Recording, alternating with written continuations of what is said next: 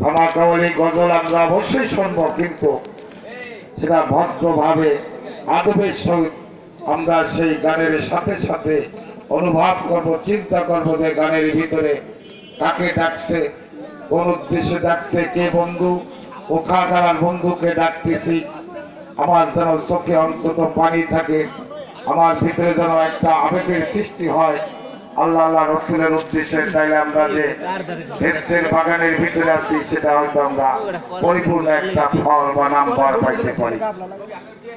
উপস্থিত ভাইয়েরা আমার, আজকের এই মহফিলে যারা এখনো এদিক সেদিক ঘোরাফেরা করছি, আমার মনে হয় সাবিনার নিচে বসলে আমরা যারা উপস্থিত আছি তারা তো খুশি, আল্লাহ পাক নিজেও খুশি থাকবেন।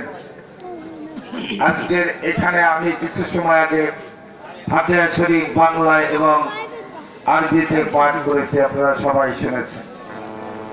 আসলে বাংলার জমিনে যেখানে আল্লাহ পাক পবিত্র কোরআন ঘোষণা করেছিলেন, আমি আপন আপন মাতৃভাষার ভিতরে প্রত্যেকটা গোত্রে গোত্রে একজন মহামানবকে সৃষ্টি করেছি। আমি আল্লাহ প্রত্যেকটা আপন আপন মাতৃভাষায়, আমার ভাষা বাংলা, আরবি ভাষায় কোরআন নাযিল করা হয়েছে। সেই আরবি ভাষা বাংলা ভাষার ভিতরে এসে আজকে আমি জিকির করি, জিকিরের বাংলা শব্দটা আমি বুঝতে পারতেছি না। আমি ফাতিহা শরীফ আদায় করতেছি নিয়মিত ভাবে, কিন্তু ফাতিহা শরীফের বাংলা আমি বুঝতে পারতেছি না। আমি রোজা রাখতেছি, রোজার বাংলা কথাটা কি সেটা আমি বুঝতে পারতেছি না। আমি নামাজ আদায় করতেছি, কিন্তু নামাজের ভিতরে আমি কি বলতেছি আমি নিজেই বুঝতে পারতেছি না। সেই সূরা নিশার মতো আল্লাহ পাক কোরআন শরীফের ভিতরে বলছেন, তুমি নেশাগ্রস্ত অবস্থায় আমার সালাতের কাছে যাইবে না, কারণ তুমি নামাজের ভিতরে কি বলবা এবং আমি আল্লাহ তোমাকে কি বলতেছি তুমি সেটা বুঝতে পারতেছো না। এই কারণে এরকম ভাবে যেরকম নেশা শব্দের অর্থ এটাই না শুধু যে গাঁজা খেলে নেশা হয়, মিথ্যা কথা, সেখানে এই নেশার কথাই আল্লাহ পাক পবিত্র কোরআনে বলেন নাই। বুঝতে পারছেন?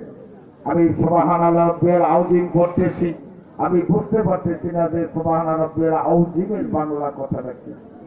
আমি সেজদায় দিয়ে সুবহানাল্লাহ সুবহান রাব্বিয়াল আলা পড়তেছি। আমি যদি মুসল্লি এখানে যারা উপস্থিত আছেন তাদের কাছে জিজ্ঞাসা করি, সেই বাংলা শব্দটা আমরা সবাই বলতে পারবো না, যার কারণে বুঝতে পারতেছি না যে আমার নামাজ কেন হইতেছে না, আর কেন আমার নামাজে অশ্লীল কাজ থেকে বিরত রাখতে পারতেছে না, কেন আমাকে খারাপি থেকে বিরত রাখতে পারতেছে না। কারণ আমি বাংলা বুঝি না।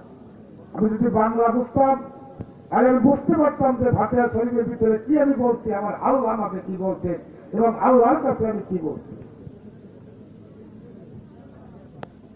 এই জন্য যারা কোরআন সুন্নাহর আলোচনা করেন, বয়ান করেন, যারা মসজিদের ইমাম, তারা শুধু এটা নিয়ে ব্যস্ত থাকলে হয়তো মানুষ অনেক আগায় যাইত, যার কারণে আমরা অনেক পিছনে আসছি। আজকে পিছনের মূল বিষয়টা, আজকে আমাদের জামাতে নামাজ পড়লে 27 গুণ সওয়াব বেশি পাইব আল্লাহ রসুল, কিন্তু এটা শুধু মসজিদের এই লাইন ওই লাইনের কথা বলা হয় নাই। এখানে বলা হয়েছিল সারা বিশ্বের কলেমাদারি মুসলমান একত্রিত করে এক দলবদ্ধ হওয়ার জন্য আপনার সেখানে 27 গুণ সওয়াব বেশি দিচ্ছে। আজকে মসজিদের ভিতরে দেখা যায় নামাজ পড়লে ভাই ভাই ঝগড়া করে একজন লাইনের ওই পাশে আর একজন লাইনের এই পাশে। আজকে তরিকতের 3 জন গুরু আমরা একত্রিত হতে পারতেছি না। আজকে একত্রিত ভাবে একটা মজলিস করে আমাদের ভিতরে হিংসা প্রতিহিংসা করে। এইখানে দেখা যাইতেছে যে আমাদের একমাত্র মুসলমান দাবি করি, অবশ্য মুসলমান আত্মসমর্পণ করতে পারছে না।